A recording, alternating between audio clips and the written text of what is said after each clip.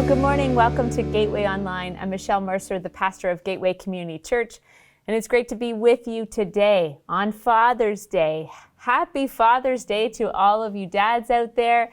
Thank you, fathers, for all that you've done in this past year, particularly in helping your families and your loved ones. And we just want to thank all the guys from our church and our community for the invaluable contribution that you make in our everyday lives. We love you, we bless you, and so happy Father's Day. Enjoy your day.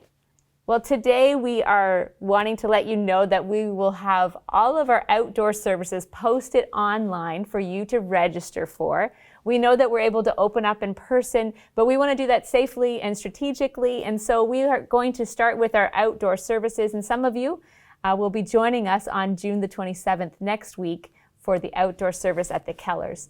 We look forward to having you there. Don't forget to register online. We're in our series called Game Changers, and today we are hearing from the story of Joseph, lessons about faithfulness. And so today we're talking about favor.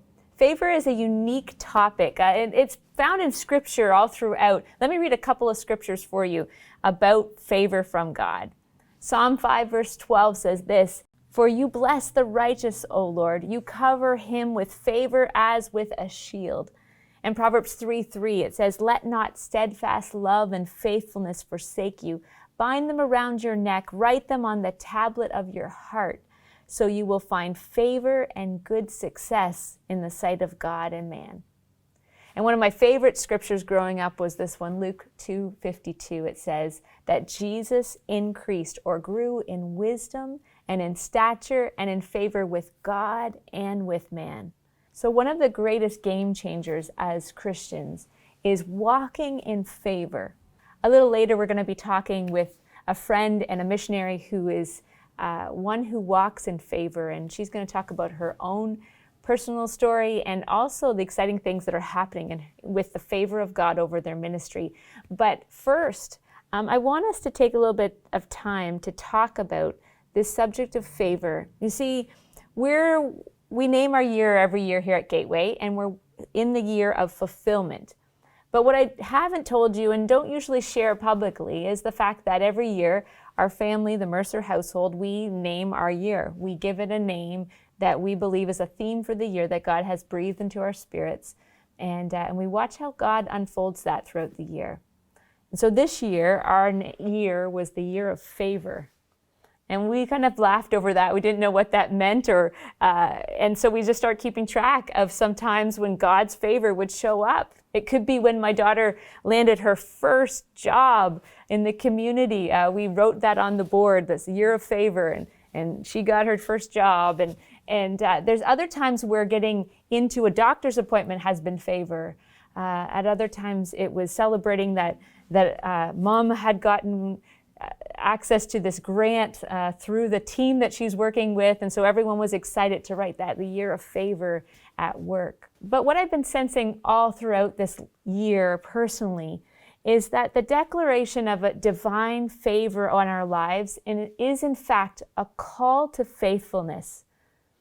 A call to faithfulness in following what God has set out for us to do. That means we see God's favor at work in our lives in a way that brings glory to Him and also perpetuates us towards the fulfillment of the task He's given us at that time.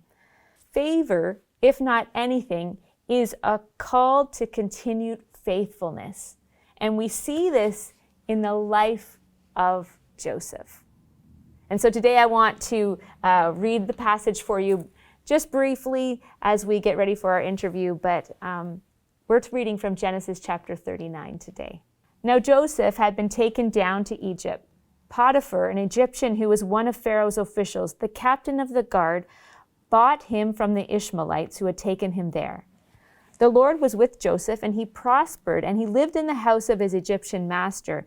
And when his master saw that the Lord was with him, and that the Lord gave him success in everything he did, Joseph found favor in his eyes and became his attendant. Potiphar put him in charge of his household, and he entrusted to his care everything he owned. From the time he put him in charge of his household and of all that he owned, the Lord blessed the household of the Egyptian because of Joseph. The blessing of the Lord was on everything Potiphar had, both in the house and in the field. So he left in Joseph's care everything he had. With Joseph in charge, he did not concern himself with anything except the food he ate. May the Lord bless the reading of his word this morning.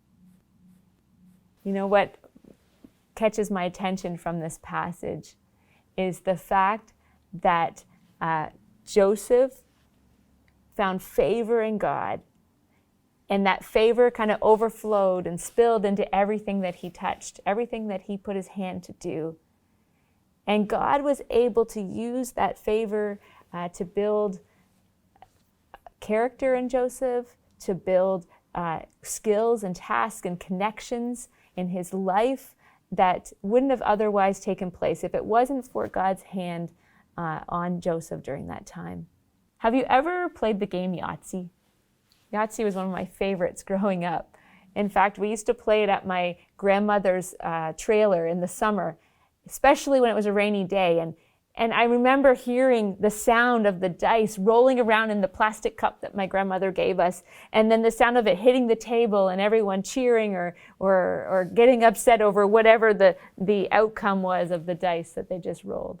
The way that you win with the game of Yahtzee is that you have to fill out on your scoreboard the different combinations of dice rolls that you get. You might have to get one 3 of a kind and one 4 of a kind and a full house and all these different combos. And when you get your card filled, then you win.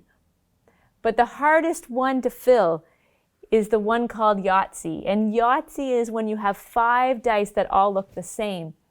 And so what's great is that if you roll that dice and you throw them on the table, all of a sudden, if you have 5 5s or 5 4s or whatever you get, everyone screams, Yahtzee! Because it's such a difficult thing to accomplish by chance. I remember the one time when I had thrown Yahtzee. When you throw Yahtzee, you get a free turn. And so I had thrown the dice again, and suddenly it was Yahtzee again. And we thought, is it possible? Could we get a 3rd time in a row? And we threw it again, and no kidding, 3 times in a row, we had this incredible, what felt like luck. And it was. But this favor, it's different than luck. Favor is God's way of showing both his hand and his plan in our lives. We're going to talk that through today a little bit in real practical ways. But I want to remind you that when we receive grace, and favor and grace are really closely connected. You might hear us say unmerited favor a lot. It's because grace, the grace that we receive from Christ's sacrifice, it's what gives us favor with God. It allows God to see us in light of the cross and what Jesus did for us. And so when Jesus sees us, he doesn't see our mistakes, the things that we've done. No, when we've accepted Christ's grace, he sees Christ in us. And that gives us favor as a child of God. And so today, we want to share 3 things with our special guest about the favor of God. 3 things we want to talk about today. 1 is we receive God's favor. 2 is that we walk in God's favor. And 3 is that we share that favor with others. And so today's special guest, Pastor Kathy Meisen from Schools of Hope in Honduras, is with us. Kathy is a PAOC missionary, a good friend, and I've known Kathy for a long time, and she walks in favor, and she's a woman of integrity. And so would you welcome with me Kathy Meisen? Good morning, Kathy. How are you today? I'm doing great. It's good to see you. It's so great to see you too. And we were just talking a minute ago about how it's actually warmer here in Ontario, Canada, than it is in Tegucigalpa, Honduras. Is that true? Yeah. God bless you. You can enjoy it for a little while. We get to enjoy it only a short few months a year, but you get to enjoy it longer than us, that's for sure. Kathy, today we're talking about favor. And we just finished saying about how when we walk in the fact that we receive God's favor when we receive Christ as our Lord and Savior. And so, Kathy, tell us a little bit about your story, how you came to know Jesus and your faith journey. So I actually grew up in a Christian home, and I accepted Christ when I was 7 years old. I remember Heaven's Gates, Hell's Flames coming to our church, and my best friend's mom led me to Christ, and I remember filling out the card, saying this is the day I accepted Christ. But I would say that my faith journey has been a lifetime thing. I know as a teenager, I really felt God's call to missions. I felt that God was leading me, and I've seen God's favor in my life, even as a teenager and going into college and into ministry, to bringing me to where I am in Honduras. And I'm so thankful that God's plans and purposes that he planted in my heart as a child, that he's helping to bring those things to life that were so many years ago. And now I'm seeing the fruit of that in my life. That's wonderful. And we've watched you walk out that call and that sense of obedience. Just a few years ago, I was trying to remember how long ago it was that we were on our mission trip from GateWay to Honduras. Do you remember what year that was? I think it was in either 2018 or 2019. It might have been the end of 2018, actually. I think so too. And we had a small team that went to Honduras. We were able to do so much work at the different schools that you do as a ministry. Talk to us a little bit about Schools of Hope and what it means to kind of walk in God's favor as a ministry. This is something that last year we celebrated our 10th anniversary, and it caused me to go back and evaluate and review kind of where God's brought us, because the community where we serve is very poor. There's gang violence. There's a lot of poverty, and just people are desperate for help. And over the years, we've just seen God's favor. Our main focus was in the public schools doing ministry. But to get there, you also need to have the favor of community leaders and people supporting you and saying, yes, you can come into the community. And from those beginning days, we now not only have favor within the public school system with the Ministry of Education, but with the community leadership who is supporting any project that we do, like our water filtration project and our tutoring program that's helping kids in the community. To over the last few years, we've actually had favor to go into people's homes. So as we've been installing water filters, people are welcoming us into their homes, where before we only had the doors open in schools. And now, like, we're going into people's homes, and when we walk through the streets, you're constantly saying hello to someone or waving, or they smile when they see you. And I know that that's the favor of God, because in the beginning years, it was like, you can't go up there by yourself. You need to be really careful. You can't leave the school. You can only go in this community, like this area. It's not safe for you to go places. And now, like, I feel like I can do anything, really. Like, we just have that favor. Yeah, there's still people you want to be cautious of, but I just see how God has gone before us and continues to open doors for us. And I can't take credit for that. I really, truly believe it's because of the relationships we've built. They trust us, and it's because God's put his favor on us to continue to reach these communities. Exactly. And the thing that we've been talking about with Joseph is the fact that his life had favor on it, but there was also this partnering in his faithfulness during every season. And I think that that's a little bit what I'm hearing from you say about Schools of Hope, is that as you were faithful to reach out and build trust and build network, God's favor just continued to rest on all of those situations, and then miracles are able to start to happen in really profound ways. Just because we walk in favor, Kathy, does it mean that we will avoid all obstacles? Because I know there's some that believe that a Christian should never have obstacles in life, that they should be able to walk through anything without any harm done to them, that there will be no setbacks. But the life of Joseph seems to tell a different story. How about the life of the Schools of Hope? Have there been obstacles that you've had to overcome in these last 10 years? Absolutely. I mean, like I said, this community is in a very poor area. Gang violence is rampant, and I hear stories and awful stories of things that happen within the community. So you think, okay, is that something that could happen to us? And I honestly, I bug Victor, my coworker, who some of you guys have met, and say, Victor, like, has anyone threatened you or asked us to pay for things? He's like, no one ever, like, because we're doing good in the community. Mm-hmm. There was a year when we tried to dig a well. It was back in 2015, 2016. And we were trying to dig a well. and we had all the paperwork. It took forever for us. It took 3 years. Let's just be honest, not forever. It took 3 years. It probably felt like forever, right, Kathy? Yeah. I was new here, so the previous directors were trying to get a well in this community because there's no water, there's no sanitation, and this was going to bring hope, and the community was super excited about this. It took 3 years for the government to give us permission to just dig on the property. So that was a big frustration for the previous directors, and I came in just as things were kind of transitioning, but their hope was that they could do this last big project before they left. And in 2015, they started digging and they hit water. And the next day when they went in to go put the permanent piping in, it had caved in. And I think they'd hit water at like 125 or 150 feet. And the company was like, no, let's keep going. They went down almost 600 feet and still could not find water. And it was such a disappointment because of all the years of waiting, all the money that was invested, not just like in country invested in, the whole process, but also with churches in Canada saying, hey, how come you don't have a well yet?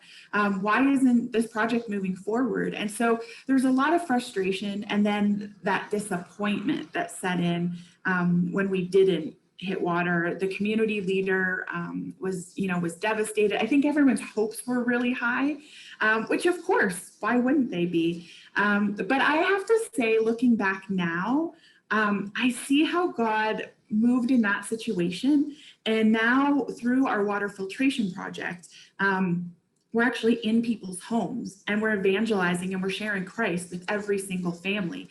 And so with the well, the piping would have gone to the school and to a community tower, but we never would have had the evangelism opportunities. We wouldn't have been able to go into people's homes individually, talk with them, get to know them more. And even though I'm still sad that whole situation fell through, I see the blessings that God has given us despite it failing. Like, we just have so many more opportunities now than we ever had before. And we're not just in that one community where the well would have been, we're actually in 4 communities that could potentially impact like 34,000 people instead of 300 homes. So it was a huge disappointment, not just for us, but for the community. But I just see God's favor in incredible ways. And it just reminds me of Joseph, because that's one of my stories that I love.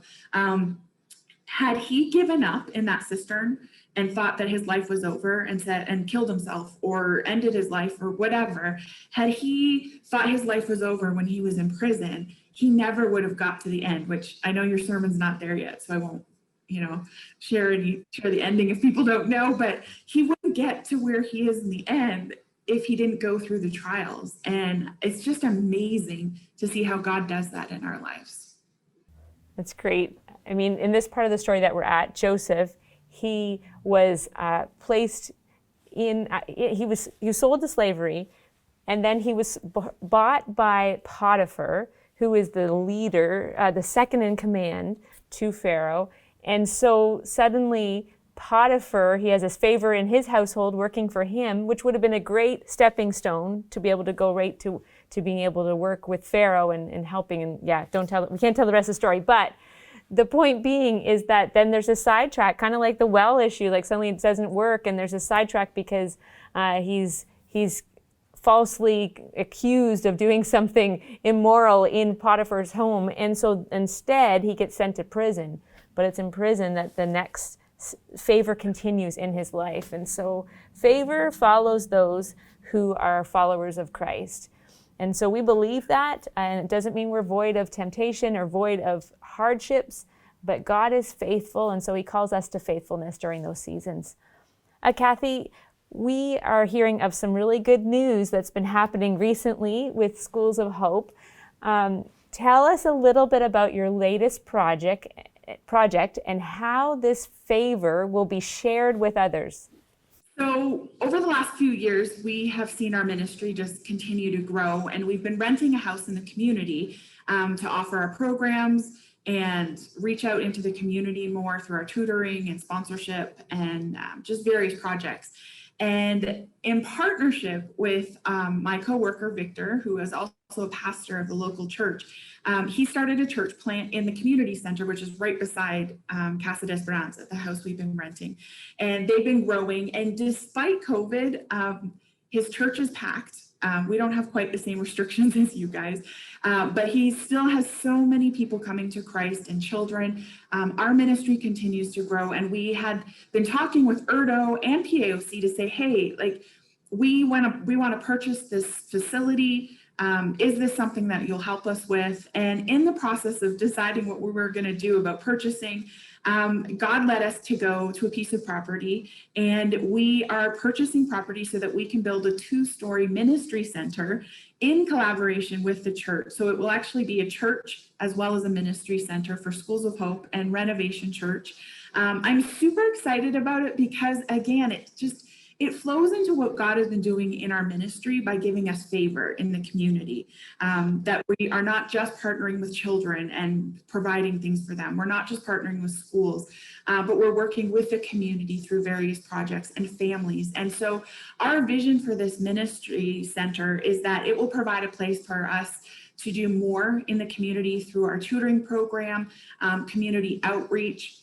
Our hope in the future is to offer adult education classes and workshops and training, not just for the children, but helping their families to succeed. And my heart is that they can break this poverty cycle and come out of this better and growing. And the cool part is the vision for the church is to reach into their community, to reach children and youth and families. And so it's a perfect partnership, not just because Victor works with us and I know his heart and passion, but I see it in his church. I spend time there, and the heart of their church is to reach the people in their community. So this new building project is about $358,000. I have a crazy dream, kind of like Joseph. I have a crazy dream that we're gonna have the money for our second phase by July 7th, which is my birthday, which is very soon. But I do want to share the good news is that we actually have the money for the property in the bank here in Honduras right now. We're waiting on the approval process with PAOC and Erdo, but we already had money that was given last year towards a special project.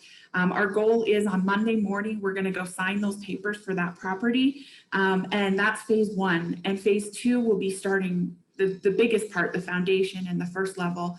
And then phase 3 will be as we have the money available. So it's crazy because God put this dream in my heart while we were standing over this property, and God said, Kathy, you need to dream bigger. It's time for you to dream because for me, let's just be honest, buying the property is easy.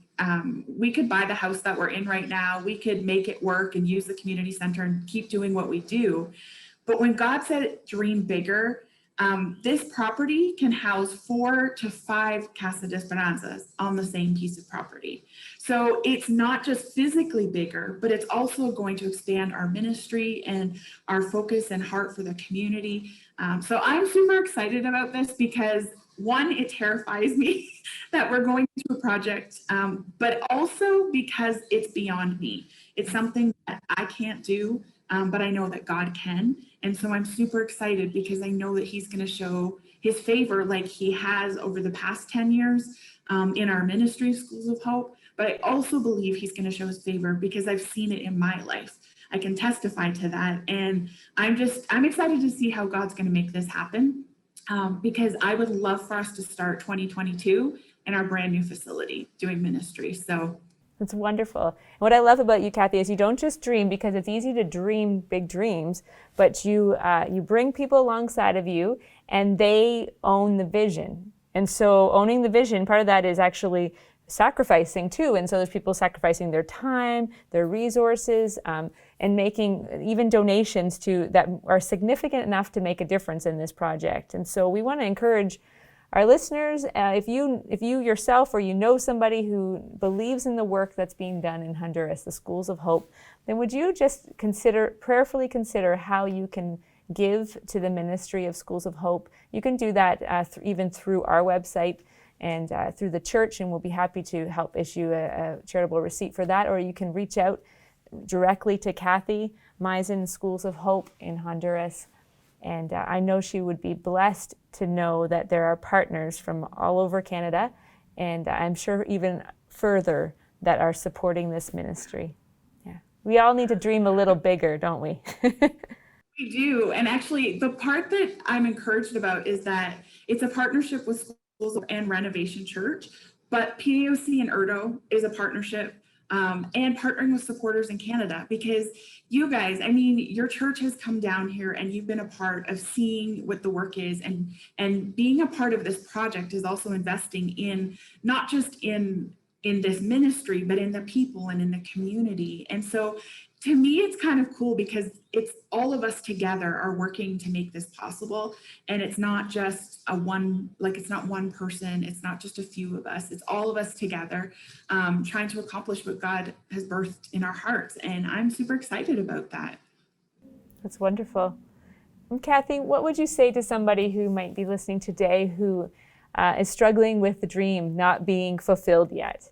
We're talking about being our year of fulfillment here at GateWay, and I know there's people who have dreams in their hearts for this church, for this community, and for their own personal lives. What would you say to them during the season when they may not feel like they're walking in favor? I'm there. I've been there because I do sometimes see God's favor more in our ministry than in my own personal life. And there's times I've questioned God on that. But I want to challenge everyone, because something that I've shared even when I've been in Canada is I feel like God plants those seeds in our hearts. He birthed the desire for me to be a missionary when I was a kid. And of course, at 8 years old, I wasn't going to move to another country, but I went to Bible college, I studied missions. And after that, I was like, wait, how come I'm doing children's ministries? Why am I not going and teaching English somewhere or going overseas? And now looking back, I see that seed was planted in my heart, but seeds have to go in the dirt. They have to be buried. They have to germinate below the surface. And there's stuff that we don't see happening. And I see my journey to where I am today is there's a lot of stuff happening below ground that I didn't see, but I grew in ministry. I learned skills and administrative stuff and things that I didn't realize would benefit me doing what I am now, leading a nonprofit in Honduras. Like what I dreamed of when I was 7 or 8 isn't it doesn't look like it now. But I came through that whole process, and I genuinely believe it's because sometimes God births those things in our hearts, and He has to do some work and some preparing in our lives that we don't always see, and we think He's not working. And I'll be honest, I've said that to Him multiple times in my faith journey. I'm like, God, I don't see it. Like, just show me that you're doing something so I can have hope. And He does it through His word. He's encouraged me and reminded me to stay faithful, to not give up, to wait on Him, to seek His face. And not everything's going to happen. I mean, there's certain things in our lives that may not come to be. But that doesn't mean that God's not working and preparing and doing something else in you to bring out His plans and purposes. So I want to encourage you guys, don't give up on those dreams, even if they are wild and crazy. I mean, God has done some incredible things in my life. And I think a big part of it is because I've had faith to believe. And I still struggle with that. I'm not perfect at it, but I see God's faithfulness. And so when it does happen, I make sure I celebrate and I honor God when it does happen, because I know that it wasn't something that I could do, but it was something that He could do.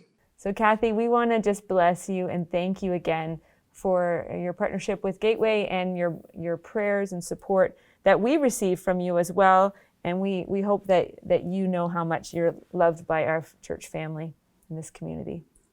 Thank you. It means so much to have your support financially, prayerfully, and just the encouragement. It's truly a blessing. And I pray that God will continue to bless you guys in your new facility. I know you're able to meet back in person again soon, and that is huge for you. And I just know that God's going to do great things through GateWay in your community. Wonderful. Thank you so much, Kathy. We hope that you have a really great day and enjoy some nice cool breeze and sunshine today as well. Thank you so much for joining us today on Gateway Online. If you'd like to connect with us, you can do that by texting the word connect to the number below. We'd love to pray with you and walk with you on your faith journey. As well, if you'd like to make a donation to Gateway Community Church or to the Ministry of Schools of Hope in Honduras, you can do that by texting give to the number below. Be sure to designate your giving, either general or missions or to Kathy Meisen. I want to leave you with a blessing today that comes from this topic of favor. It comes from Psalm chapter 90, verse 17. It says this: "Let the favor of the Lord our God be upon us, and establish the work of our hands upon us." Yes, establish the work of our hands. God bless and have a great day.